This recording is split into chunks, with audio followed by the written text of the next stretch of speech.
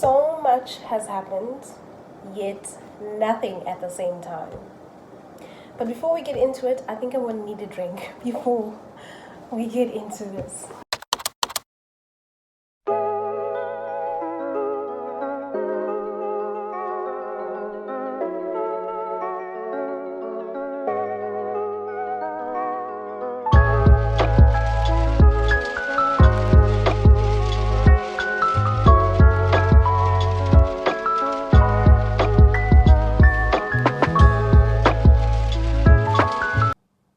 So, welcome back to my YouTube channel. Formerly, I would have introduced myself as Amanda Mfengwana, but now we came back with a new surname. My name is Amanda Tonison. If you're new here, welcome to my channel. And if you one of the people that have been following me since the start, welcome back. And I hope that you will enjoy this video. Today's video is a story time, just to catch up and fill you guys in on what happened since I last posted. So basically, I had disappeared off this channel for 2 years, and I just want to dive into all of that. What happened? So the last time I had posted a video was back in 2023, when I was still living and working in Norway as an au pair. And in November 2023, towards the end, I ended up flying back to South Africa. So my contract had finished. Goodbye, Oslo. I'm at the airport and I'm about to fly. So this is goodbye. I'm about to meet my family. I'm so nervous.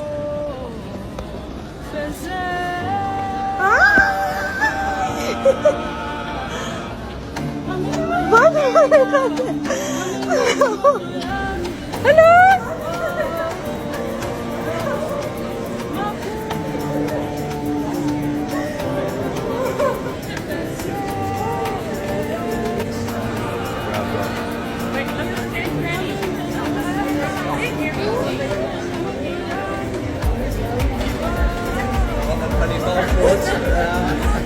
I came through super quick, I was in the self-service.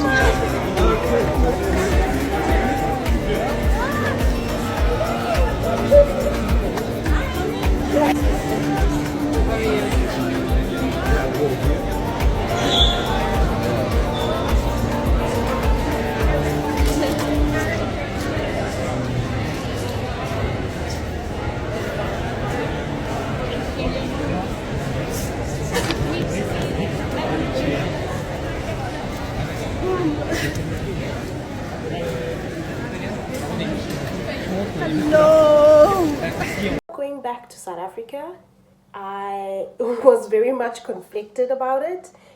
Being in a foreign country for so long and having to go back home was quite a scary thought. But I did, in fact, yearn to be back home, back with my family, back with my friends, back in an environment where I didn't need to prove myself that I belong there or I needed to go there. Because like with applying for jobs abroad, you have to provide so many documentations just to prove to these people that you deserve to be there. With my country, like it's home because I belong there and I can go whenever. I was pretty excited about going back home because of friends and family and the weather and but I ended up being faced with such an enormous challenge, which I didn't take into consideration when I left, is that I will potentially change a lot. And then I only realized that when I was back in the township, and I realized that I don't fit in anymore, which is funny because as an expat, you don't fit in that foreign country where you're living, and you don't fit in back home when you go back. So you're just kind of just lost in between everything. Once you're there and you've adapted to the culture, the weather, the lifestyle, and then you have to go home and readapt to that, it's crazy. Just as I was leaving Norway and going back to South Africa, I was basically vlogging and creating content. And once I got home, I hesitated whether or not I still wanted to continue with the YouTube channel. When I started this YouTube channel, it was basically to show my experience as a South African living abroad. And once the abroad part was now cut out of the equation, I was no longer South African living abroad. I was a South African living in South Africa. So I couldn't show you guys any of that. And that is what I wanted this channel to be about, is just that experience. I didn't want to vlog about things back home because those are the things that everyone on this channel or everyone that is South African would already know of. Like, you guys don't need someone to show you the exact same spots that you go to. So I thought, I've lost my niche. I am definitely not going to have to rebrand and think about other things that I could vlog of. I specifically wanted this to be the thing that I vlog about. One. And then number two was just like my anxiety, like being back in the township and already being bombarded with questions about oh, you must be rich now. People made all sorts of assumptions about my financial status because I lived abroad. They assume you have so much money, and people would ask me for money. And it made me feel very uncomfortable and very anxious and scared that what if they would harm me or try to extort money out of me. So I wanted to keep a low profile because of those reasons. I really wanted to keep a low profile and not share my life as much. So I wanted to just be private for a bit. Just as I arrived home, it was the start of the festive season, so everyone is pretty much in festive mode. We were planning holidays, what we're going to do. My family and I went to the Eastern Cape because I had missed out on my dad's funeral while I was in Norway, so I had to go to the Eastern Cape and visit his grave. That brought me a lot of comfort. And so when I was back in the Western Cape, it was exciting. I get to catch up with friends, meet everyone that I've missed for so long. And I was pretty excited to, just be carefree in the beginning. But then it started to kind of dwell on me that I came back broke just as I was when I left. And I came back without any job secured. I had already started looking for jobs while I was in Norway, in South Africa, and it wasn't working out. So I had to now kind of think about what am I going to do. It was also a time 2 months into living in the township where I was kind of getting frustrated because I was taking a lot of walks while I was living in Norway. So I was walking everywhere in the mornings, and in the evenings after work I'd go for a walk. So I wanted to be able to do that again, just fall back into that routine. And now I couldn't because, in the township there's places where you can't just go and take a walk by yourself. It is not safe. And I ended up getting robbed because I went for a walk. A nice little fitness walk, and I have videos of myself super stoked and excited. I'm like, I'm doing this. I'm going for a walk. I'm frustrated of just sitting at home. And then life told me to just relax and be humbled. Because right now, you can't go for a walk. And 2 guys came up towards me. They were walking together and they started to split. Once they split, because they're obviously going to corner you from both sides and you can't do anything. But luckily they hadn't gotten any closer. So they were like walking in front of me and I'm walking like in the direction towards them. And I was like, I'm trying to think of what am I going to do to escape the situation, because I could already see by their body language that something shady is about to happen. And this one guy just pulled out a big knife, like something this big. It's a machete. Pulls it out of his pants. And I was like, yep, here we go. We're about to get robbed. And I wasn't going to fight it, honestly. I was just like, take whatever you want.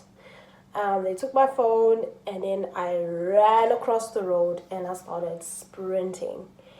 There were people that actually saw what happened from a distance, but it was women, so they couldn't really help. They were like, "Oh my gosh, are you okay?" And inside, I'm so upset and annoyed. I know they can't do anything, but I was like, "How dare you ask me that? How dare you ask me that?" I was so traumatized after that happened. For a good 3 days, I couldn't eat anything. Literally anything. I probably drank water on the third day. I was in my room crying and I regretted coming back. I was like, yo, these things don't happen where I was. You are safe as a woman. I was walking by myself all the time. To now be confronted with crime like this, it was just crippling. As I started to kind of go to places, hand in my CV. Sometimes my mom would go with me and she would talk because I'm not good at talking to people. Like, I feel so uncomfortable. I'm shy. I'm introverted. It's just, yeah. So my mom is very extroverted, so she was on top of things, like going to places and asking. I also sent in CVs online. I applied for so many different things, not only in my town, but outside of my town.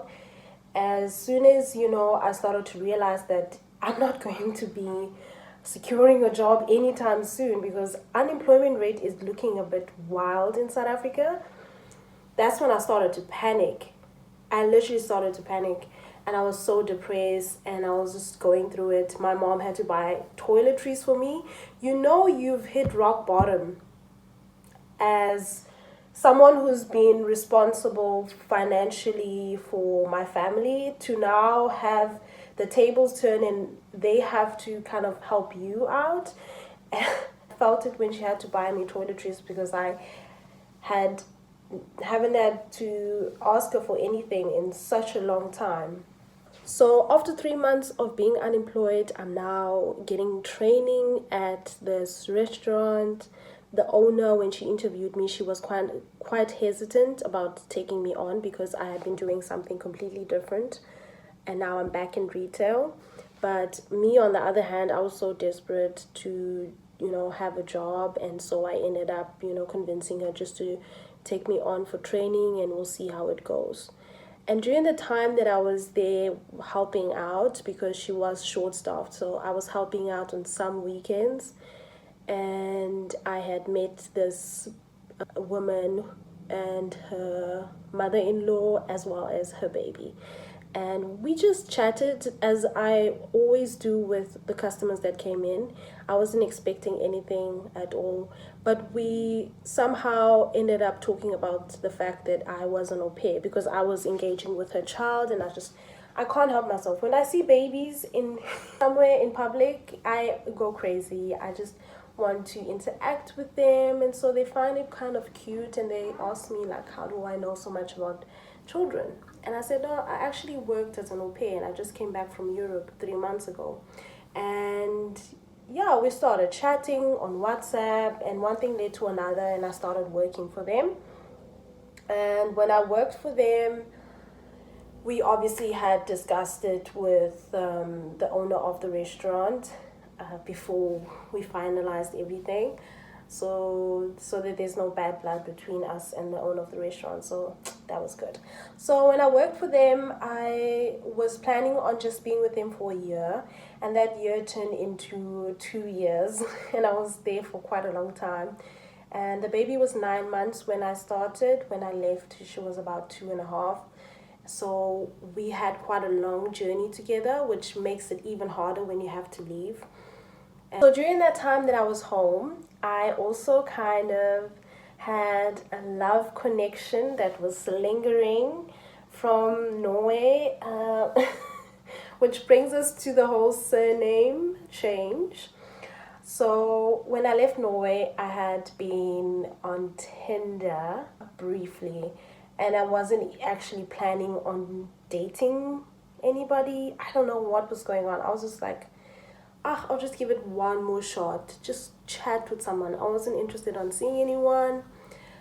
And I connected with this guy, and we decided that, you know what, we are aware of the fact that I'm leaving at some point, but we still wanted to see each other and just see if the connection we had through the phone was just as incredible in person.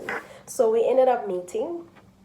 And I remember those last few times we actually saw each other. It was incredibly sad because we felt like, how can we have met like this late in my journey in Norway, and this is like the one thing that we both kind of wanted.